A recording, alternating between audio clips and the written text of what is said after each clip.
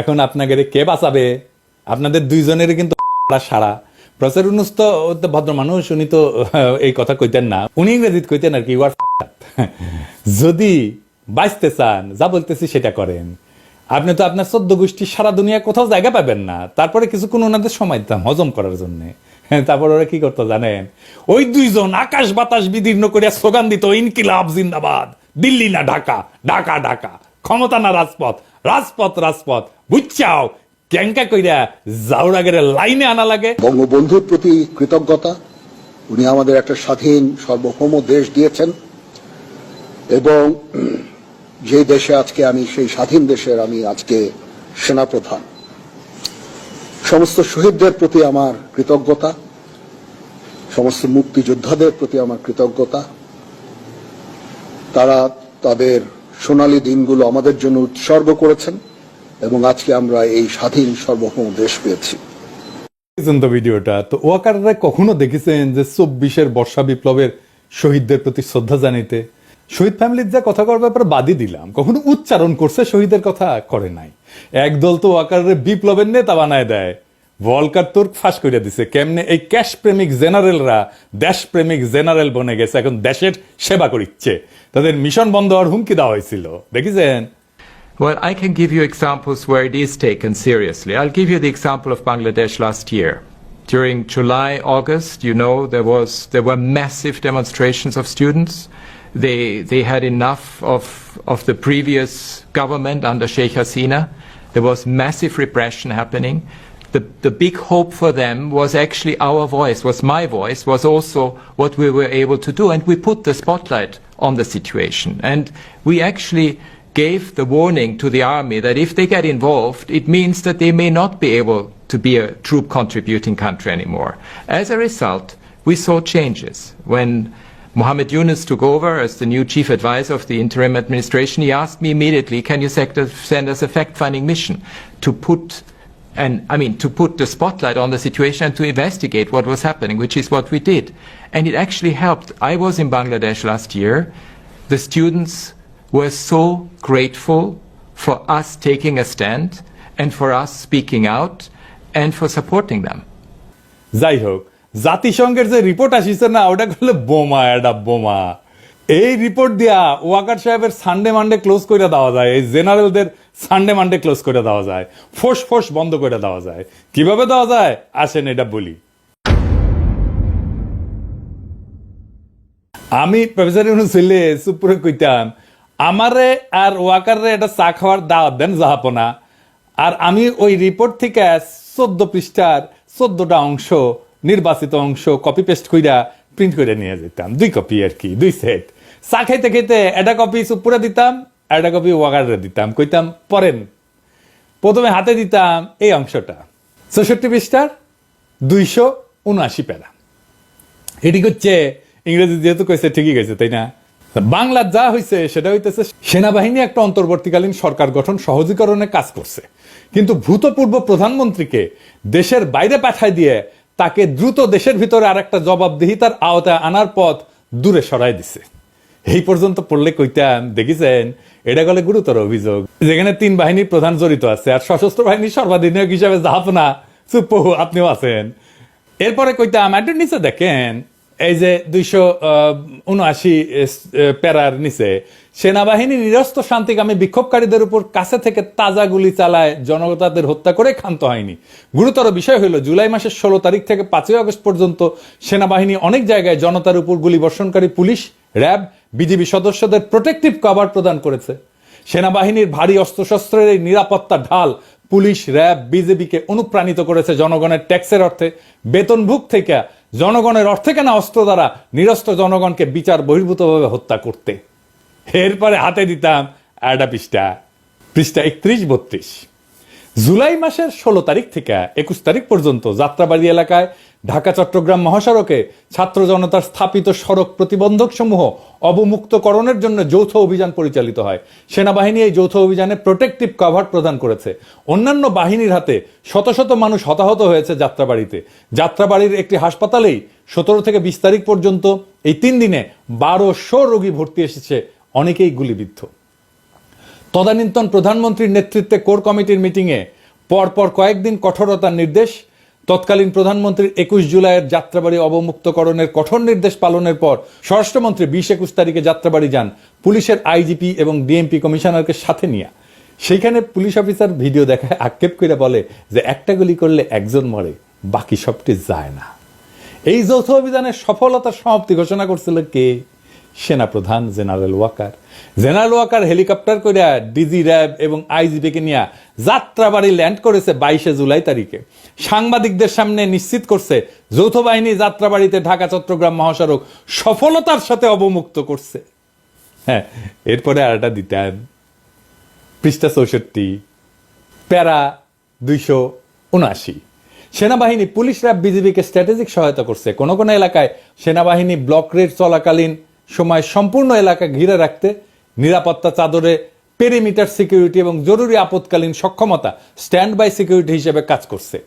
আর police RAB BJP তখন চালাইছে গণগ্রেপ্তার, ভীতি প্রদর্শন, নির্যাতন, নারী শিশুদের দমন, হাসপাতালের সিসিটিভি ফুটেজ ধ্বংস, রোগীদের মৃত্যুর কারণ পরিবর্তন এবং লাশ গুম ইত্যাদি। এরপরে দিতাম আরেকটা পৃষ্ঠা 36 পৃষ্ঠা প্যারা 127 থেকে 131। সেনাবাহিনী কর্তৃক 20 জুলাই মোহাম্মদপুর, একই তারিখে রামপুরায় হত্যাকাণ্ড চালিয়েছে। 5 আগস্ট তারিখে যমুনা ফিউচার পার্ক এলাকায় সেনাবাহিনী হত্যার উদ্দেশ্যে জনতার উপরে গুলি চালায়। তারপরে আরেকটা পৃষ্ঠা দিতাম 39 পৃষ্ঠা 140 নম্বর প্যারা।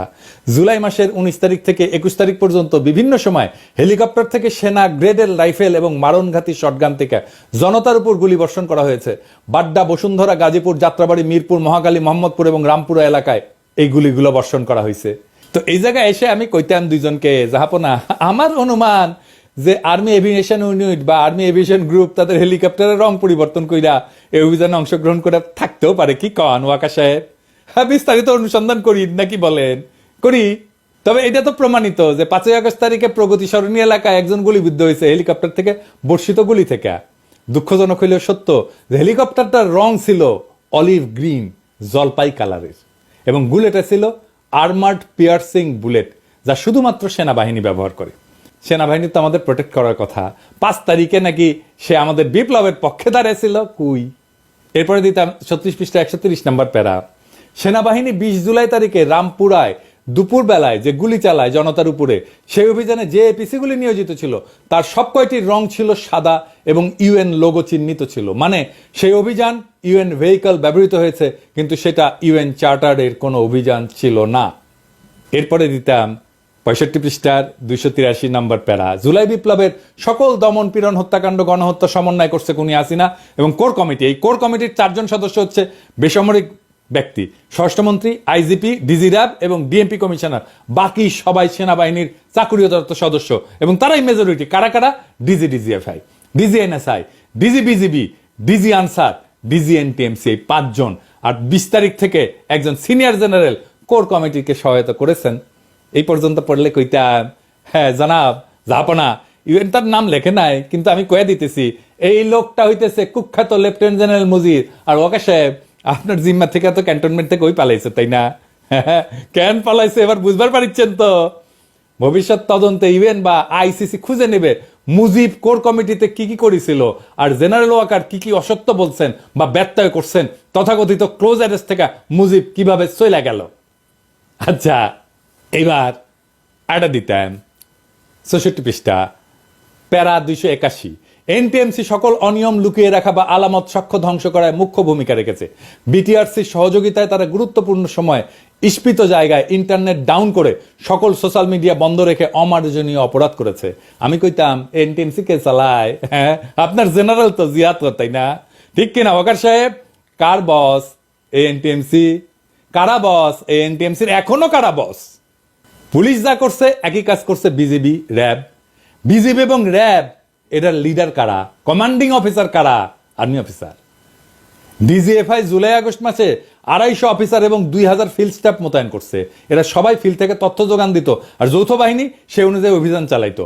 কিছু সংখ্যক বেসামরিক সদস্য ছাড়া এরা সবাই সামরিক বাহিনীর সদস্য। এনএসআই টপ লিডারশিপ সেনাবাহিনীর। আর ওয়াকার সাহেব, আপনি কি কইছিলেন?